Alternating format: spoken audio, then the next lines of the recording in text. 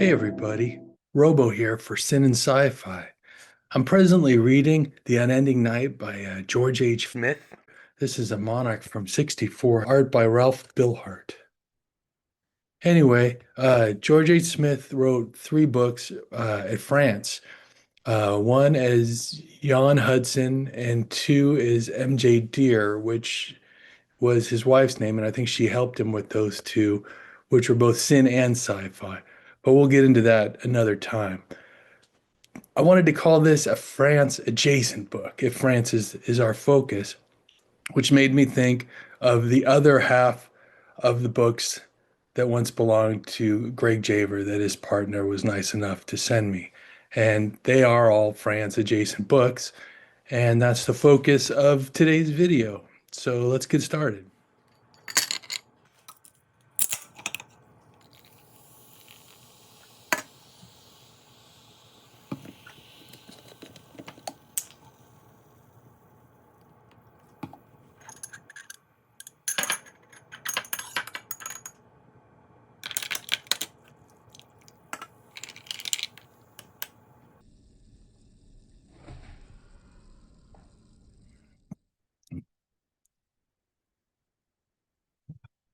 Hmm.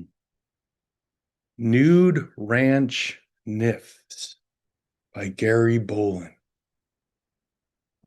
This is a Jade book. I don't know anything about Jade, but I can tell you that Gary Bolin wrote one for France Books, and it's oh, I forget the title of it. I think it's Gardevoir Sex, I think. And if any of the France 75 were Ed Wood, I would gamble that that one was it, and that's why we got interested in Gary Bolin. Um, I don't think it passed muster with some analysis we were doing with phrases and whatnot. So it kind of got put on the bottom shelf, but it's definitely something to look into more deeply. Strangely, we don't have a copy, I realized, so I just bought one. It's on its way. We just had a scan of it.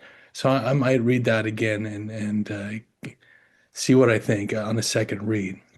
The thing that's interesting about this one is if you do think that Gary Bolin is Ed Wood, about on the second page or so, this one starts thusly: Me, Bud Quebec, stuntman, part-time cowboy, in love with a girl who couldn't keep on a brassiere. Is this a thing? You bet. Hell, I'll tell you all about it. Um, Basically, in a nutshell, I've read a few pages of this, and when you think of a cowboy actor, which he once you read a few more pages, he's a stunt man and he's kind of down on his luck and he takes this weird job and he brings his sidekick buddy with him. But the way Ed Wood adored a fella named Bud, as he covers in his work, Rat Race. Um, it just makes one pause when thinking of here's a stunt man named Bud. And anyway, it's worth it getting into more. But I think I'm going to start with rereading the France book. And then not only will I check that one out, but this one, it's an intimate edition, which is published by the same people as Epic Books. This is Sunset Strip Sex Agent. Uh, Again, listed as Gary Bolin. And I kind of knew something about this. I think someone reviewed it on Amazon of all things.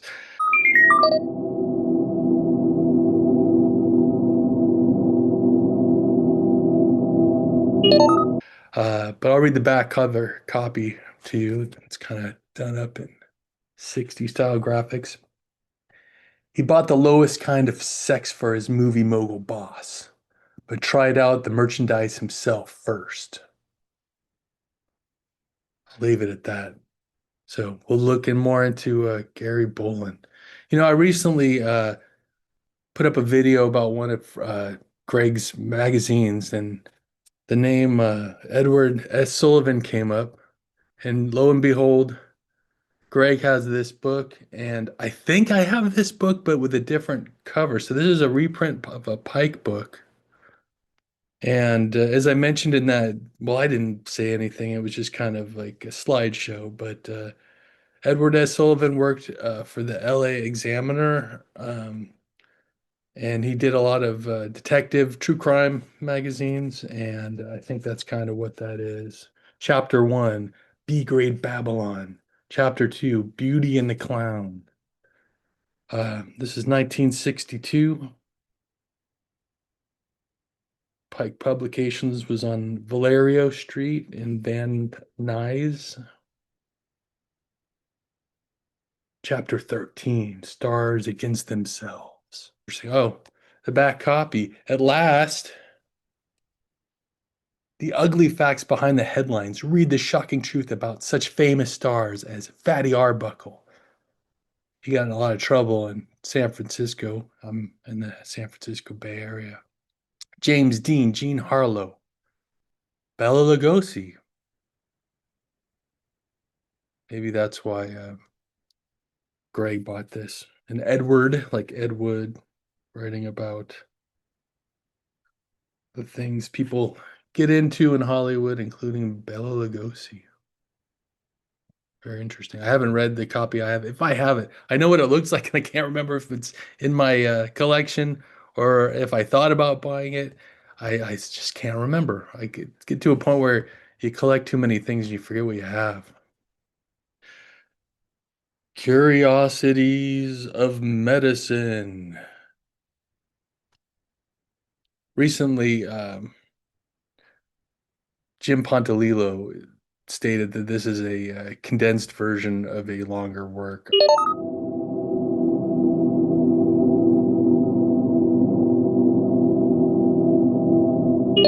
I think it being a pulp sexology book that maybe Greg was looking into it to see if it was Ed Wood, but it's not. This was compiled by R. D. Giacomo D. for Newsstand Library. This printing was 1959. Read about perverted appetites, human monsters, virgin births, curiosities of medicine, sex after 100, four-breasted women, Amorous Avenger by Roy Kelsey. This might be a Nightline newsstand. Is it like the other one? Already confusing myself. Yeah, these are both newsstands. I don't know anything about Roy Kelsey.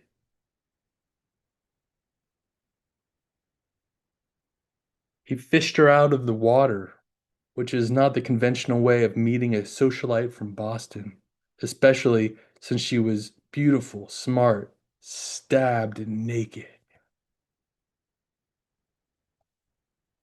I think I might have, this is from 1961.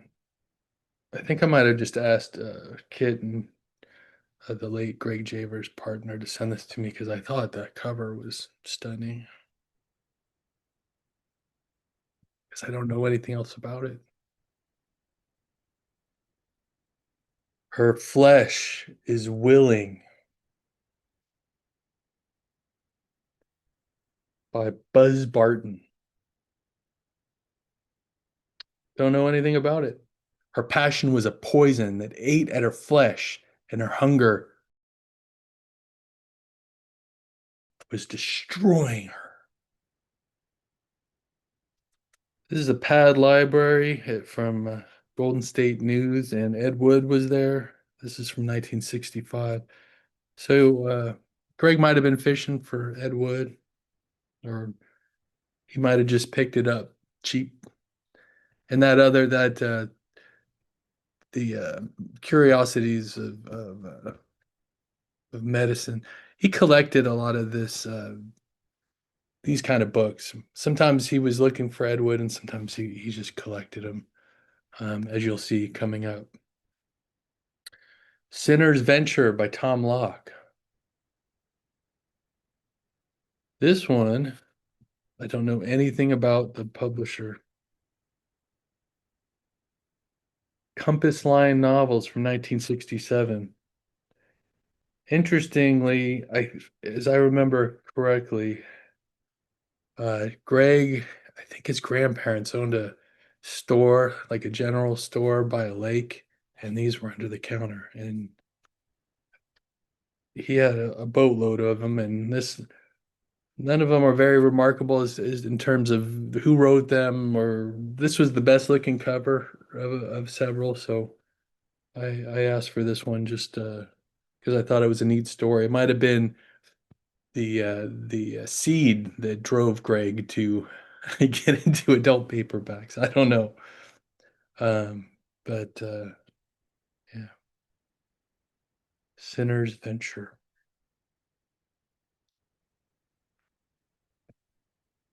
Next up, Psychosexometrics. That's fun to say. By Dr. T.K. Peters, PhD. And I should just tell you, if you don't know about Dr. Peters, you should go visit Edwood Wednesdays, where it's covered um, thoroughly. Um, Ed Wood worked at a place where they bought a big tome of Dr. Peters, who had a remarkable life. He got into this kind of Kinsey type work late in his life, and they bought a big tome, and everyone borrowed from it to put in some not literary merit, that's not the right word, but to put in some factual scientific facts in these books, so they could sell them. It was at that time where they still needed to do those kind of things. I don't know anything about New Fact Library, but I know that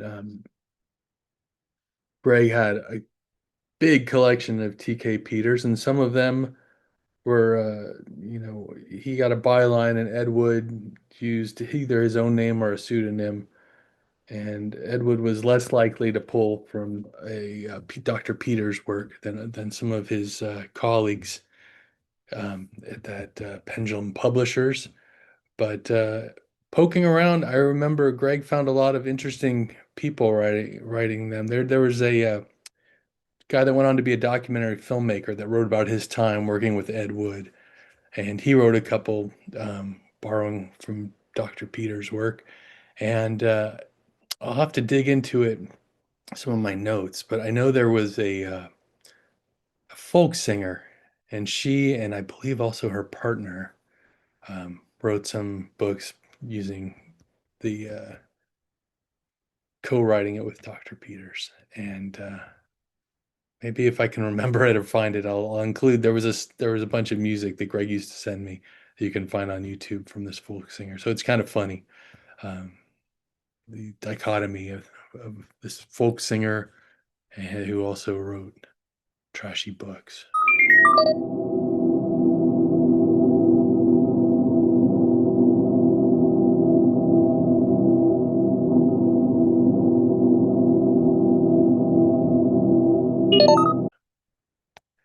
Counterfeit Cad, cool title, by Clark Collins.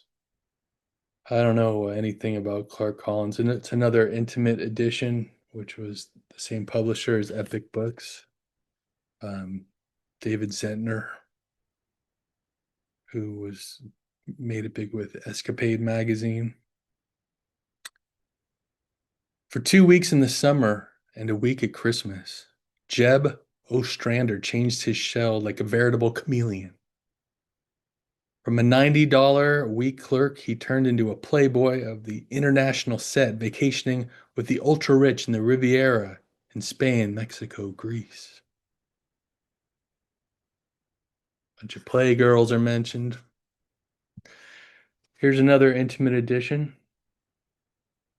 Strip Wench or Die. That's quite the title. This is by Gene Cross. I might have asked for this because it was a intimate edition. This is from 1963. Art Enterprises Incorporated on Hollywood Boulevard. Rip Austin knew that curvaceous Sally Vaughn had been murdered for her insurance money. But how could he prove it when the local vice lords gave orders to the town council, police force, and newspapers, and when he himself was neatly framed for two other murders?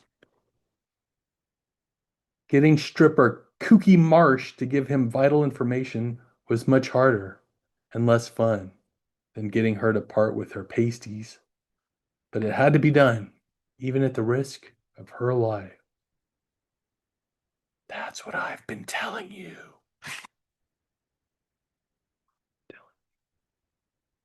Sex was the only coin that counted, and violence the only language spoken until Rip Austin managed to blow the lid off. Strip wench or die. She has a full brassiere in the picture, not pasties, but you know, the big flick. It's kind of a nice bit of artwork. This is a cozy book by Adam Snavely. There's a lot of Adam Snavely books. This one is from 1961. I think, if I'm not mistaken, we found an article where someone was reviewing the big flick and they thought they had read that it was Adam, oh shoot, Adam Coulter, who wrote for France Books and other publishers. And at one point, very briefly, we thought Adam Coulter was Ed Wood because there was one book, Big Mama at France, that had very Woodian things in it where, I mean, it really scratched, we were scratching our heads.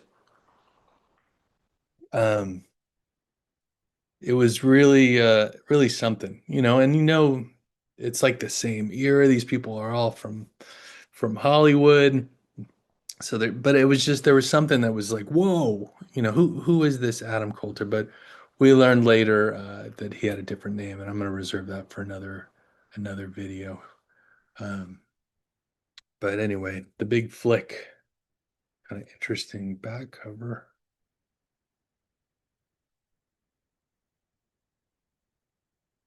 advertising other books without giving us anything but the uh, the numbers.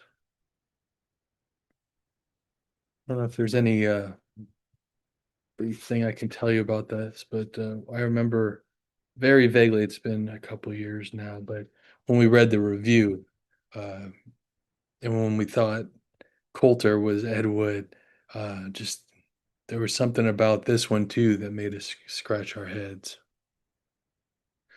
Moving right along, Women Like Me by Donna Richards. Drink to sin. Well, it's the middle of the day, so I'm just drinking soda pop. In the tinsel Hollywood world, only our forbidden love was real, important, and fatefully doomed. This is a domino book. I've never heard of domino books. This is totally unread. 1965 by Lancer Books. So Domino is an imprint of Lancer. This is the pseudonym of Don Rico, who wrote 7 books for France Books, and I'm going to do a video about him very soon. So I don't want to get too much into him. He's a very interesting person, and he passed away some time ago, but he continues to make himself known. So leave it at that. Ona by William Danch. This is a Dominion book, not to be confused with a Domino book. William Danch wrote some short stories for the France Book magazines. I think he wrote some books too. I'm getting a little fuzzy. Um, and I think I figured out who he is, and yeah, I'll get more to come on that. But Ona Fleming, her sexual frigidity was representative of her phony upper class society. Absolutely no one or anything could excite her. Then she met Tough Mike Toady, and he dared to invade Ona's community, her heart, and her body. The impact was felt by Tracy, Ona's teenage sister, who knew sex was good. Randy, Mike's former mistress, whose sex life became mysterious. Bruce Henderson, a moralistic citizen who liked nothing better than to produce live sex shows for his party guests. Everyone experienced new sensations as their shackled sex lives were freed.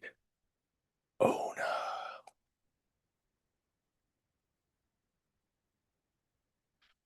Danch.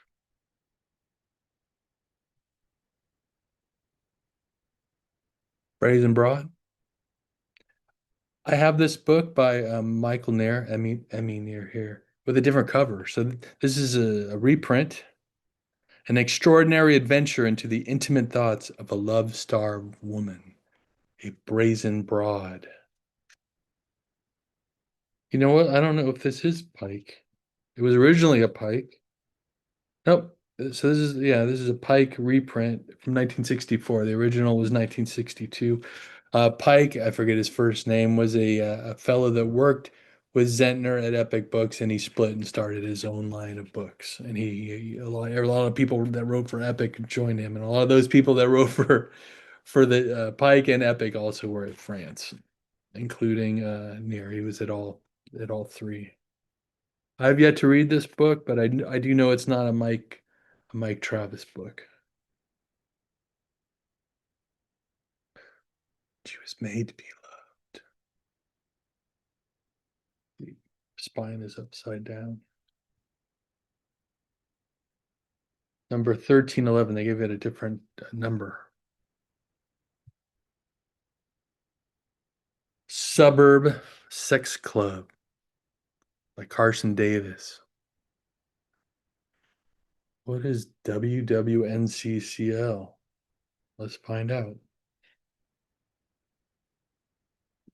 Classics Library. This is from 1968. Carson Davis was Charles Neutzel, our pal, and he wrote a lot of this kind of stuff. And he only wrote one for France. He wrote a lot for Epic and elsewhere, but the one he did at France, his dad did the cover. His dad was a an artist, a commercial artist, and who eventually got into doing magazine and paperback covers because of Charles. And you'll find his work on a lot of Charles' work. And then when Charles got into packaging books, his dad did a lot of covers for some things that weren't always his. An authentic, in-depth study of a wild, wild mod swap group. And I know there's a couple of these. Like I told you, Greg liked to collect these pulp sexology books. This is Plural Sex, also by Carson Davis. This is a classic publication. Intimate first-person stories of four young people who lived and loved together in total sexual freedom. This one is unread. See the remainder saw cut here. See when it was published. This one's also 1968. Classics Publications was published by Grifton Enterprises in Los Angeles.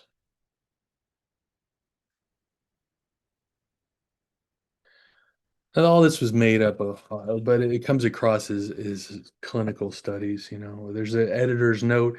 This literary matter contained in this book has been founded upon extensive research of the subject matter, blah, blah, blah, and it's all below me. Ed Wood did a lot of that kind of stuff too. This is Carson Davis, Confidentially Yours. I like the postmark. This one is a new fact library. You have to wonder if a lot of these publishers, they're all under the same umbrella. Um, this is 1969. New Fact Library was published by MT Publishers Incorporated in Las Vegas. This has 5 chapters. After an introduction, there's Helen the Thrill Seeker, Barry the Office Dick, Karen the sister-in-law lover, Alan and the profession the excuse me, Alan and the professional virgin, and it concludes with Jill, the father-son mistress. Love. The last book, there's 2 of them. Whistle Them Willing by Richard E. Geis. This is playtime reading. Oh, all the playtime reading books. Look at that later. And this is from 1964, and Richard E. Geis, that's his real name. He was a big name fan, BNF as they called them. He had science fiction fanzines for decades, and he wrote 5 for France Books. And I'm gonna do a video on him soon. Um, he got himself into a lot of trouble a few years, well, not much later than this, by kind of pushing the envelope in erotica, and somebody decided to make a political move as a prosecutor. It's a very interesting story, and I've been trying to figure out how to tell it best, but a number of people in France Books were involved, at least in the initial case, which took place in California and LA, but then it became a federal case, and Dick Geis was the only one that got indicted federally, along with some other writers. But anyway, it's a long story. I'd like to do a story on each of them, but Adam Coulter, who I mentioned earlier, was involved, and anyway. Hope you enjoyed seeing the rest of the books that came in the box that Greg's partner sent me. There's still several magazines I still need to go through. They take a little longer and a little more research because I've never seen them before. He and I talked a lot about these books and whatnot, but he bought a bunch of magazines that I'd never seen, and so I'm going through them to see if I recognize any writers' names or uh, I haven't found the best way to show them all to you because they're just full of TNA. So I don't know what you think. You can leave some comments in those videos of what you think about that presentation. That maybe, maybe you prefer me talking and I can just blur everything out. Um, I don't know. So there's more to come. We're not done with that box. There's also a video cassette in the box, and that's strange. So, thanks for watching. This is Robo for Sin and Sci-Fi. Y'all take care. Bye.